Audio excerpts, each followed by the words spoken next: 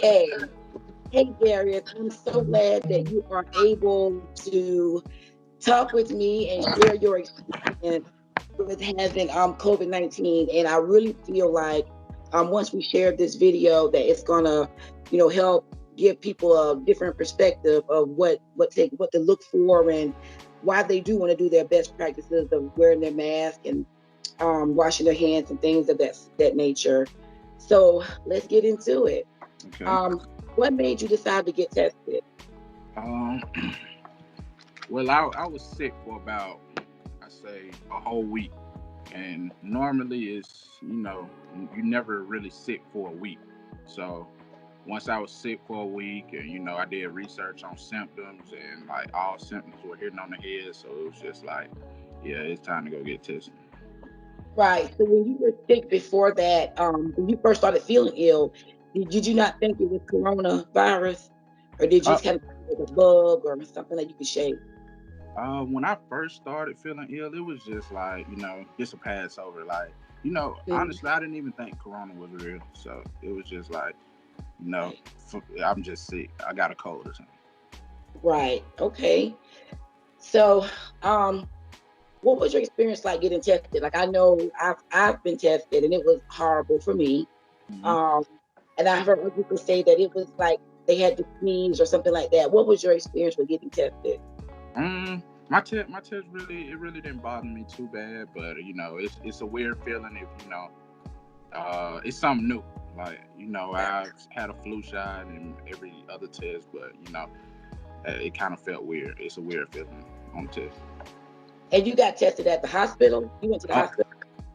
no, I did get tested at a church. I got tested at a Okay. church. Absolutely. We do know they have like the drive-through testing, Yeah. and that's a lot more accessible than having to go to the hospital. So that was cool. Um, so when you got your results back that you were positive, what was your immediate reaction? Um, I just wanted everybody around me to like keep social distance. I stay with my grandmother, and it's nobody in my house under 30, so you know, Right. and it does affect the older generation. So me being the youngest and catching it, I didn't want them to catch it, like because I got a better chance of beating it than they do. So I just wanted them to stay as far as possible away. Right, right. So, what was some of your challenges? So when you are living in a household with someone else and you have to isolate yourself, you have to go through making sure, you using separate eating utensils or disposable utensils. Mm. You have to make sure you wipe down the bathroom. If you're sharing a bathroom, wipe that down after you use it. What was some of your challenges outside of that, like mentally, and what did you do to keep yourself to keep yourself up? One of the biggest challenges is like, of course you're sitting in the house for 14 days and like you're sitting in the same spot. Like I'm using the bathroom, but it's just like everything is like so blocked off. Everything I was blocked off like the refrigerator. Like I was basically like disabled. I couldn't go and get the refrigerator by myself. I couldn't the remotes like they didn't really want me touching remotes, thermometers. We had to throw a lot of stuff away because some stuff never you just never know after that. Yeah, you take for granted the simple things of just getting a glass or using a towel. We take that for granted until you actually see what isolation really entails, Yeah. But I'm glad you were able to push through that. What were some of your symptoms?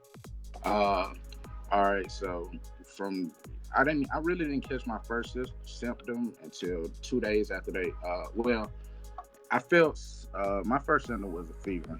It was a fever of 100, and then I began to gain a cough. Then after the cough, I gained nausea. I started vomiting, and then my fever came back again, but it came back as 103. Hmm. Then soreness, like soreness was a big thing in it too. Like I would wake up and my body would be sore, like my neck. I could hardly move my neck. Hmm. Uh, soreness. What else was another symptom I had? Uh, Oh, I had chills. I had chills. I did have chills, and they said that came from the fever of it being so high. So I had chills, and yeah, that's about it. That's enough, right? That's enough. Yeah. So, So I so mean, the symptoms, they would come and stop, and then another one would come again. Oh, and yeah, you had diarrhea too, so that's another symptom. Like, so right. So bad. on on your day to day, what was it like with like how was the beginning of it? It was hard to get up, hard to motivate yourself, hard to move. Every day did it progress? And at what point did you start to come around? You kind of say, I'm feeling a little better. Okay, so around the first day, say I got sick on a Wednesday. Around Wednesday and Thursday it was just like an on and off fever, just keeping the fever down. And then about Wednesday the next week, I felt like death. Like I felt like I was gonna die. So it was like a couple days. Like I literally laid down. Like this is probably like 5 days or 6 days into having it. This is before I even got tested. I laid down, the room spent, I got extremely hot, and I had to wake everybody in the house up. Like, I think I got to go to the hospital. Like, at that point, it was just like, I might not wake up tomorrow. That's how Mm. bad it was. Like, I never felt like that close to death. Like, I was actually scared for my life. And sitting in the hospital, it was just like depression because everybody in the hospital had COVID and they looked like they weren't gonna make it neither. That's how bad it was. Mm. That is definitely something to go through. I can't even imagine. I'm so glad that you pulled through. I'm very glad you did. So as far as your household, I know you were being blocked off, but how else did it affect? I know you said you live with your grandmother Mm-hmm. and older people. So do they depended on you for a lot of errands and things like that? How did that change? That changed like a lot. Like I do stay with my grandmother and my great grandmother and my aunt. So like me being male, it's like they're older, so they really can't go a lot of places. They don't need to be going a lot of places in this time anyway. So it was just like I became them. Like I just was put up all day, and they had to go. They had to go get me food. They had to go get me Pedialyte. They had to go get me water. Like every day. Like it was. And then my aunt, she works, so it had to, like, everybody in your house had to take out work, and it affects money. So it was just like you know it was hard. Mm. So that's another reason why we need to take this thing serious because it affects not just the individual, but everybody, your family, your friends, your jobs, everything. Mm-hmm. Um, so when COVID-19 first began, we were around spring break here.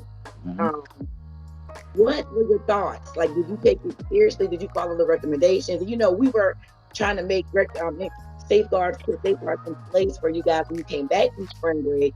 What were y'all thinking? Like, were you thinking, okay, well, it's not serious, or they're kind of, what was your thoughts on that?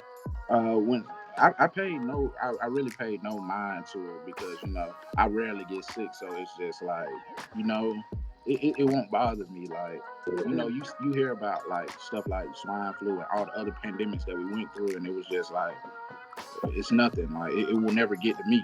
So that's how I felt about the situation. I didn't really go out much, but the thing is, like, I really didn't wear a mask early on. It really didn't bother me. Like, so it until I got it, it didn't bother me at all, honestly.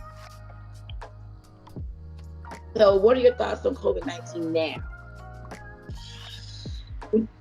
My, I mean, it's just something I wouldn't wish on anybody, like asymptomatic or not, because I possibly could have got it from an asymptomatic person. You never know. Like they don't know if they have it. And me, a person that had symptoms, it would be bad. Like and it's a lot of people still like who have contracted COVID who still like don't take it that serious. You're asymptomatic, so it doesn't bother you. But the people who do catch symptoms, it's just like it's bad. Like you gotta your lifestyle is really for 10 to 14 days. Honestly, like it's nothing you can do. And sitting in the house for 14 days is way worse than like the whole thing itself. Like I sat in one spot for 2 weeks, like one spot, like, and then you lose your appetite, you lose your taste, and it's just like that's something like not common, like when you can't taste your food. So it's just like COVID. I'm glad I didn't give it to anybody in my house, but some people it's just like just stay indoors because if you contract it, I promise you, like it's worse than the flu, the cold, any other thing that you catch when you're a kid is way worse. Yeah. Since you you experienced any prejudices from anybody who may have known you had it or thought you had it? Have you noticed anybody treating you differently or anything like that? Oh yeah, for sure. Like still to today, a lot of people just be like, you good? Like, are you good? Like, and they don't really want to come around me a lot, like, cause it's just like good. And I understand, cause I would be that, I could be that, possibly be that person too. Like, somebody that actually got COVID. Like, a lot of people come to me, yo, you the first person I know you that got it. Like, so it's just like I don't wanna. And then you really don't know until you go get tested again. Like, do I really still have it? So I really quarantined myself for about 20 days, till I had no symptoms at all. But still to this day, like I still like get like congestion a little bit. Like it still affect me a little bit, but I'm clean now. But it's still a lot of people still treat me like, yeah, you How know. does that? How did I know you said you understand, you're empathetic to that, but what you want to spread is the fact that you don't want to judge anyone or make them feel any kind of way because of something they went through, because it can easily be me the next time. You Yeah. know, how do you keep that from bothering you? How did I keep that from bothering me? Yeah, I mean, you just gotta understand, like it's just how some people don't think. Like people treat a lot of people different. Like it's life. Like so, I mean, you just gotta have tough skin. Like I can't control. I didn't just go out and ask for it. I mean, it's just right. something that came to me, and it just come with it. Like people don't want to get sick. I don't want to get nobody sick. So that's the thing. Like that's what just come with it. Like you just gotta understand your friends. Like these my close friends. Like they don't really want to. Now it's getting better, but because it's been so long ago now. But it's just like then, like right afterwards, like with my 14, after my 20 days, it was just like, yo, D, Yeah, we'll get you later. Still to this day, a lot of people be like, you all right, you cool, like still don't want to come around, but it'll get better with time. it will. It will. So, last thing, what advice you give to everybody who will see this video? What advice do you give them? What the advice I would give to them who watch this video? Yeah, Uh, be a clean. Be at this point in time in the earth, you have to be even cleaner than before. Like cleaning means washing your hands like after everything. Like when you go outside, all the doorknobs, you don't know how many doorknobs you touch. You don't know how many doors you open. Like even in your own house, you don't know. Like you just got to be even cleaner. Like I went to the doctor and he told me, like you just never know. Like you had to open the door to get in here, and everybody in here has COVID. Like so, you just never know. Like you probably didn't even have it coming into here. that's So right. it's like you have to be an even cleaner person. Like you have to go up and beyond about it. So be clean. You need to wash your hands. Like and if you are getting tested is like it's a lot of theories on getting tested. Like a lot of people believe like if you get tested, like they giving you the virus when you get tested. But I got tested after I had been sick for a week. So the thing is, it was just like I don't advise you to wait. Like, cause you could be an asymptomatic person, and you could be, I'm in Atlanta, so Right. it's a busy city. People still partying. It's crazy right now. The thing is, like, I feel like this is something you're gonna have to live with, and it's not gonna it's not gonna change no time soon because people not looking for a change because they have never had it. Yeah. I would. I got. I believe I got COVID from going out. Like I didn't go out since I left school, but the first time I go out, it took one time.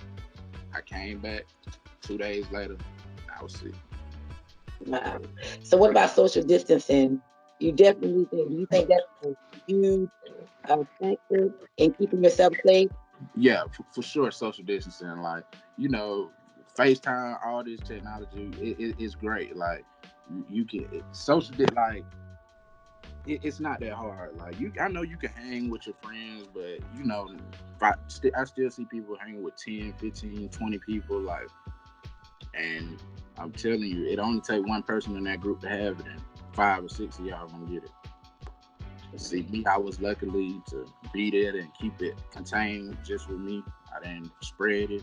We social distance there. Everybody in my house wore a mask.